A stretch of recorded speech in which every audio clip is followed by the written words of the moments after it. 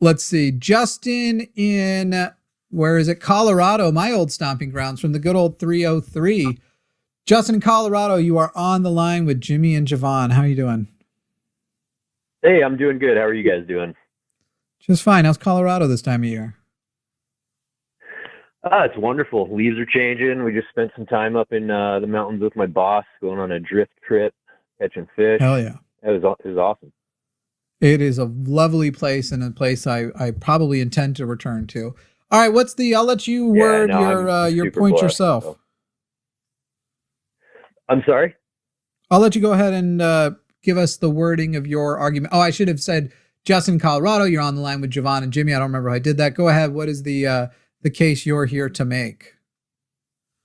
Yeah, so I was just I was calling in because I widely disagree with the claim that Christianity is bad for, and I'm not going to get into MAGA quite yet. I can, but I think it's widely incorrect that Christianity is bad for the country.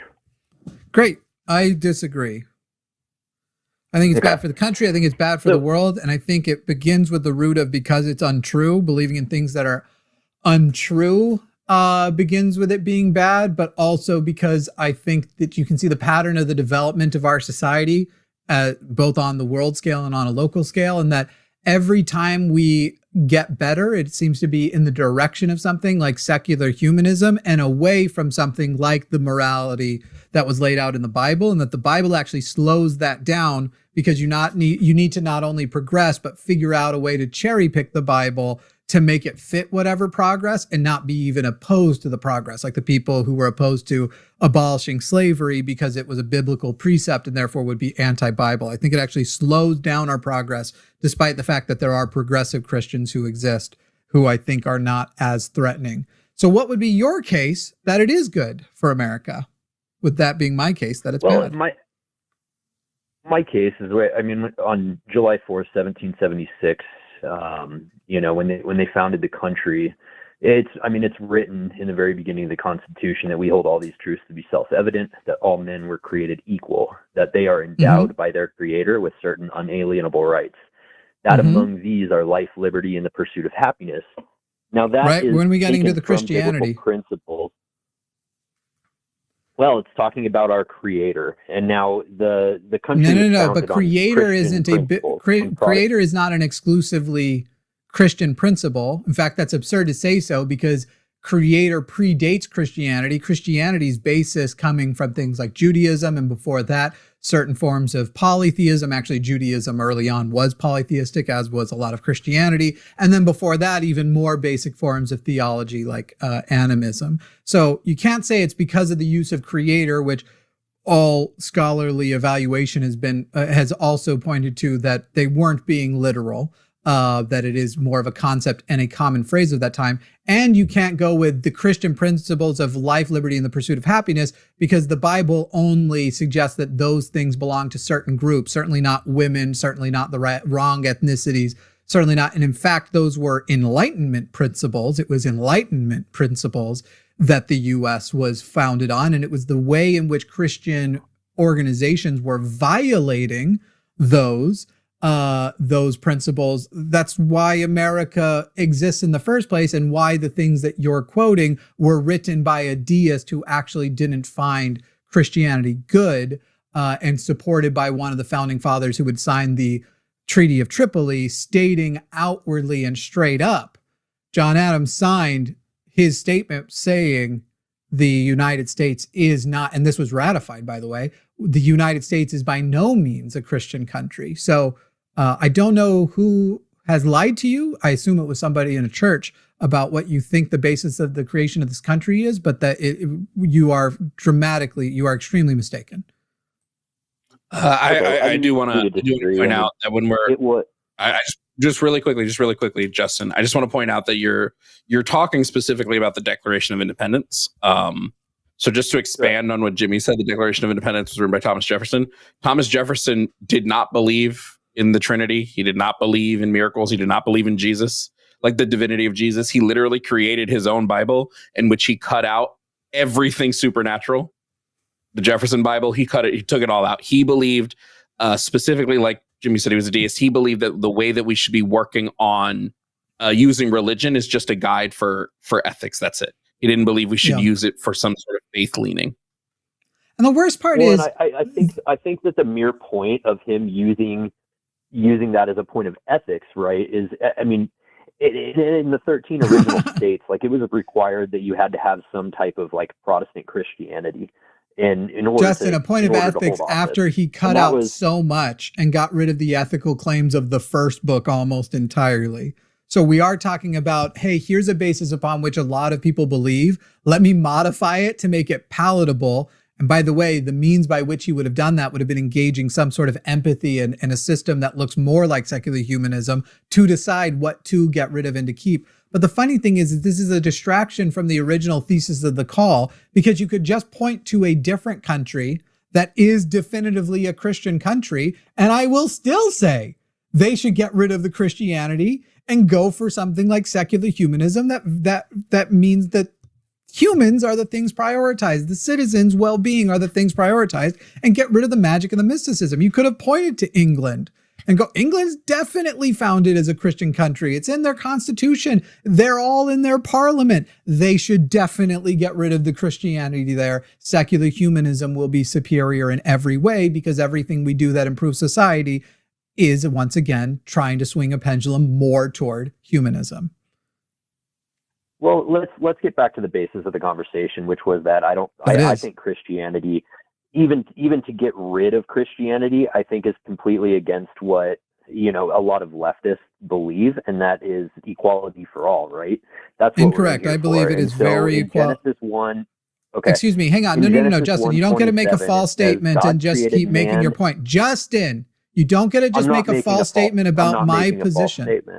Yes, you are. You are saying the way that getting rid of Christianity would be against what leftists believe, but you aren't defining what getting rid of Christianity is. So you are trying to move forward with this very poisoned well, presuming that we're saying get rid of it by force.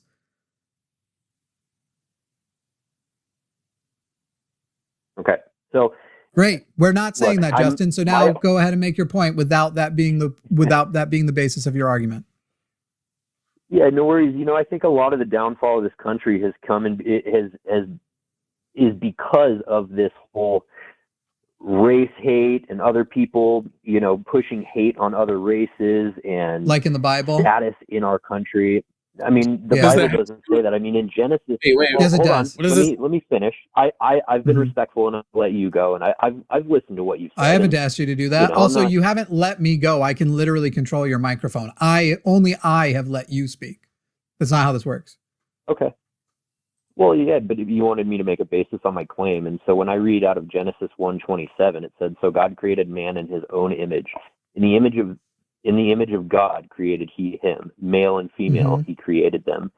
And what did He say about the Canaanites? About equality right there, and I'm wondering what is so divisive about saying that God created in His own image and equally at that. There's nothing divisive about using the one verse. It's divisive to ignore the rest of the Bible that racists use to justify their racism, like the curse on Cain, like the Canaanites in general, like I would argue all of the times in the Bible that it is okay to commit genocide if it's protecting the Jewish people. Like that would be where you're ignoring. You are cherry picking the part that sounds good and ignoring all of the surrounding context. It's honestly embarrassing. Okay, well then when you go forward to Galatians. Great. Another verse that works. And let me tell you about all the genocide you're skipping between Genesis and Galatians. Well, Galatians 3:28 clearly states that there is neither Jew nor Greek. There is neither bond nor free. There is neither male nor female. For ye are all one in Jesus Christ. Yeah, go ahead, Jovan. He just did the exact thing I said he was doing again, but yeah. You claim to be a Christian, but don't understand your own teaching. Galatians 3:28 is saying that when we all go to heaven, we will be the same. It's saying nothing about what is currently existing on earth. Unless you agree, Justin, that there's no such thing as males and females. If you believe there's no such thing as males and females and that gender abolition is the way to go, when Paul said there's neither Jew nor Gentile, nor neither slave nor free, nor is there male and female, he's talking about when we all ascend. He's not talking about currently on earth, because all of those things still exist, right? So this would be a fundamentally misunderstanding of what that passage is not saying slavery should be outlawed.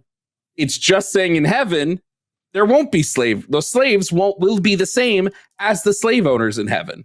But here on earth, y'all still slaves. Hey, you got that Bible in front of you? I do. Could you pull it up to Deuteronomy 22 and read to me verses 28 and 29? Since we're cherry picking. Deuteronomy 22, you said? Mm-hmm. 22 verses 28 and 29. Read it out loud, please. Which version of the Bible are you in, by the way? I'll make sure I use yours. King James. Cool.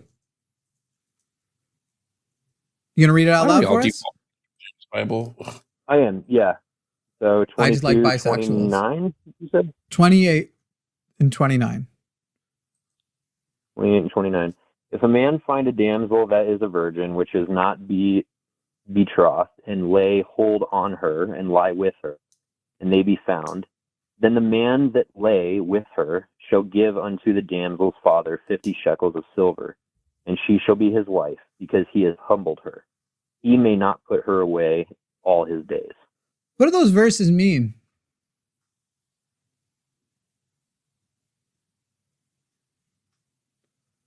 It was betrothed, by the way, not betrothed. Yeah.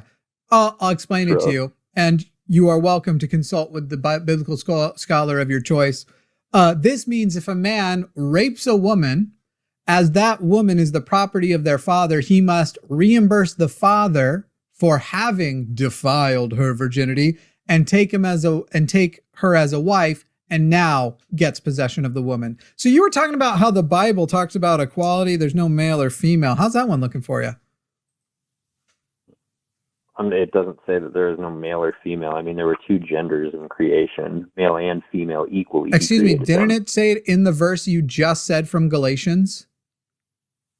There is neither male nor female. There is neither Jew nor Gentile in Jesus Christ. So when wait, what's the rest? What's the rest, Justin?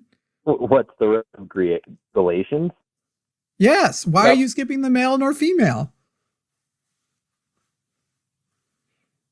Are you saying actually he is sexist? I'm cool with this. That's what it is saying in Galatians, is that there is no difference as far as the way Jesus looks at us, the way God looks once at we us, get to right? heaven. But if you are raped as a woman, believers transcending social, ethnic, and gender distinctions.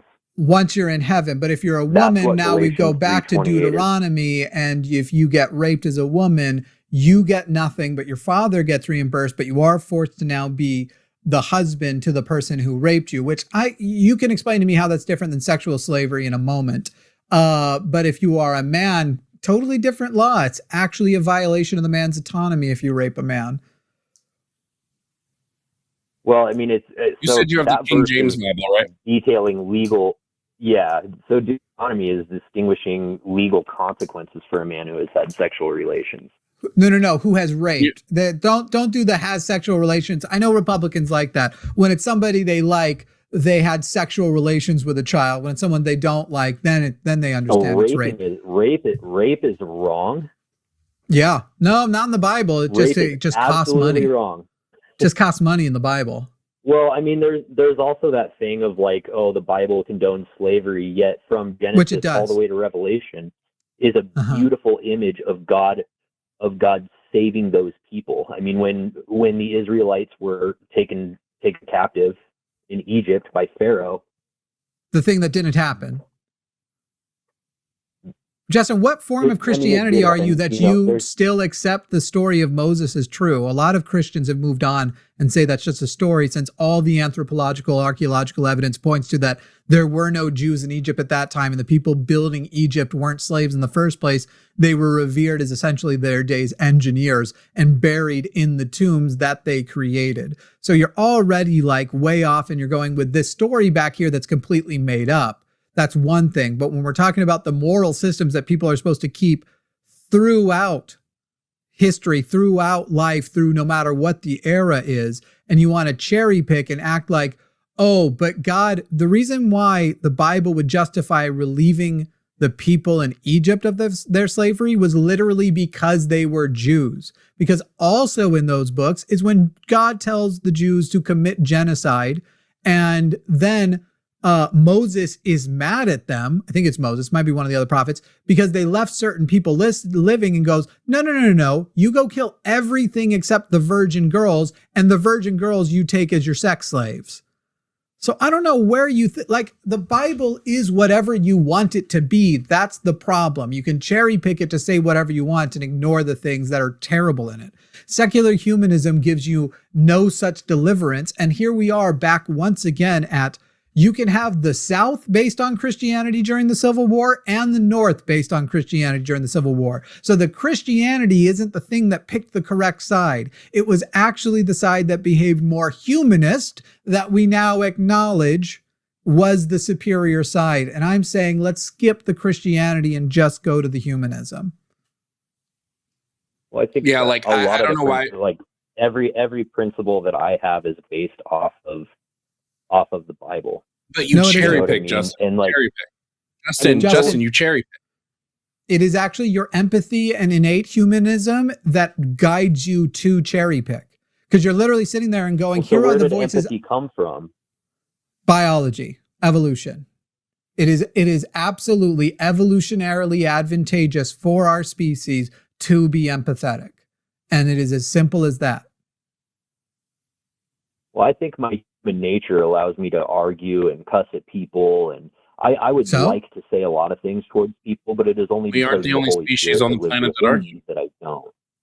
Okay, well, Justin, great. You don't, Justin, except for that the Holy Spirit either does or doesn't exist, and if it doesn't exist, then it isn't actually the Holy Spirit. It's that your belief in the Holy Spirit tells you not to. And you might find that if you had an alternative spirituality, I know you're using the I don't cuss at people. Weird. Okay. It wouldn't be bad if you did cuss at people, especially if they deserve it. I'll cuss at you all day long, Justin, you fucking menace. It's a weird thing to brag about that if it isn't true, it still is you doing it. So you don't have to get rid of the good things just because you don't believe in God anymore. I also just like to just tie it back to what you were saying. You're like, this country was founded on Christianity. Like, yeah, and Christians used their Bible to subjugate black people. It was literally written in advertisements that God tells us to make them slaves. I would argue anybody takes the Bible out of context for their own gain. But but Justin, hold on. Especially racism and slavery. Who decides what is the proper context of the Bible, Justin?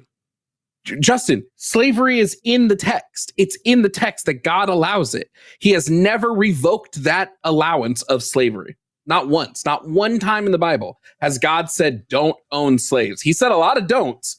Don't work on the Sabbath. Don't wear 2 different clothed fabrics. Don't eat fish or pork is the other one. He never says don't own somebody.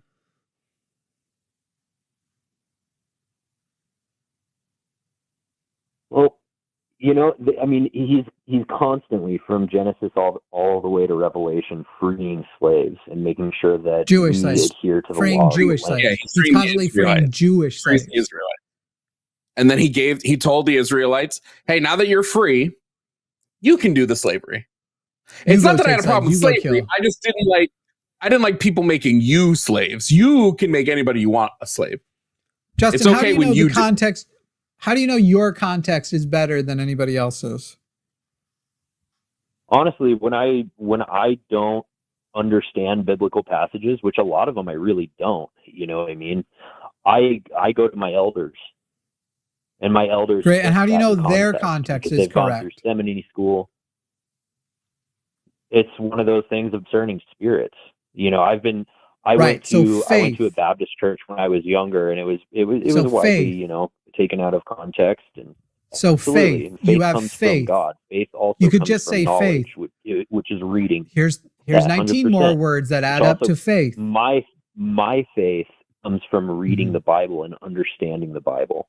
Great. Lots of people read the Bible thoroughly and believe they understand it. So when a Westboro Baptist person comes to me and says, nah, I hate those F words because I read the Bible, and they can prove they read it deeply, and they do go to those verses that are hateful, and they say, I have faith that this is the correct context. How do I tell them they're right and you're wrong when you're both doing it from the same foundation, when it's both of you saying, I'm reading, relying on the Spirit, and I have faith that I have the right context?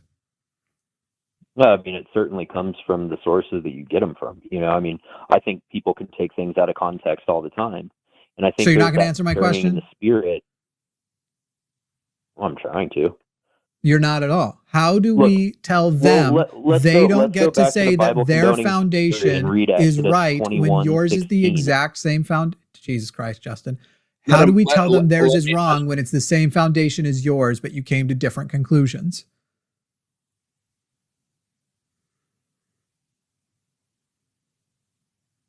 Because they're trying to spread false messages. Jesus also warned. How do you tell them that they are spreading false messages if they got those messages using the same foundation that you did? How do you prove they're false? If you say mine is from studying faith in the Spirit, and they say mine is from studying faith in the Spirit, how do you prove to them without using those things?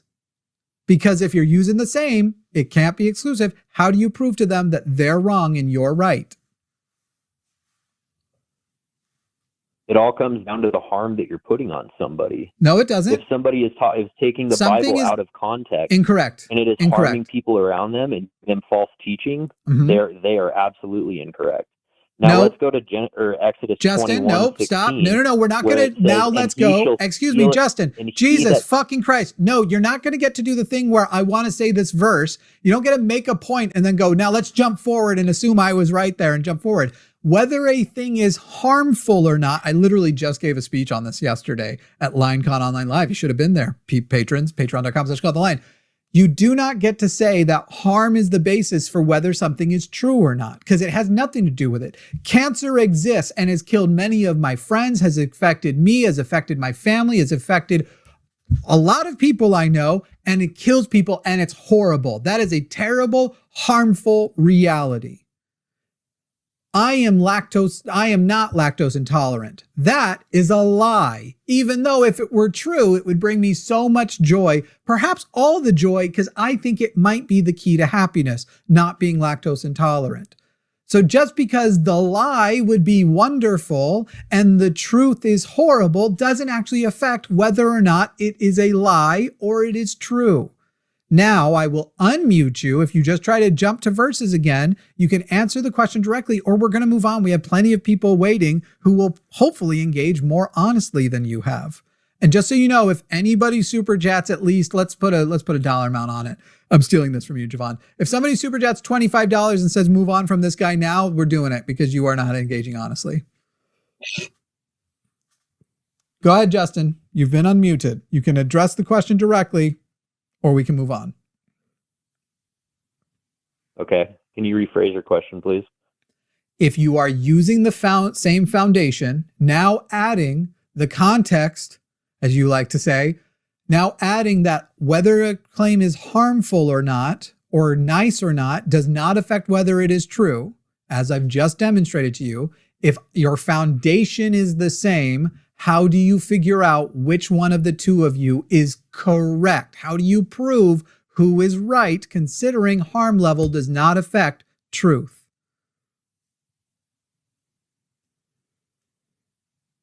Well, I guess I just don't understand your question. I don't know how to put it easier. Okay. If you use math to get 2 + 2 = 6, and someone else uses math to get 2 + 2 = 8, how would you prove who was correct? Would you not have to have a system different than math to show that 2 + 2 is actually 4 and neither of them are correct? He ain't going to get to answer this. Oh, sorry, you booted. You're out. Sorry, Justin. I don't, especially a person just, I can't put it simpler. So saying I don't understand the question, I suspect means I refuse to understand the question. Whether or not a belief is harmful does not affect whether or not it is true. Yeah. How do you know I do God want to isn't say, mean? Go ahead. I do want to say he brought up specifically Exodus, which tells me he doesn't read the Bible, because he brought up Exodus, 21:16, which is like, anyone who kidnaps someone is to be put to death. Not 3 verses later, it talks about the fact that slaves are the property of their owners, and owners can beat their slaves if they want to. And so God considers kidnappers and slavers 2 totally different things. He also is completely ignoring that these laws, the laws of Moses and the like, they are to the Jews for the Jews. Thou shalt not kill, thou shalt not kill other Jews. And we know that for a lot of reasons, the least of which not being that they then talk about all the non-Jews they're going to kill. It's like, don't say context when you clearly are so shy of it.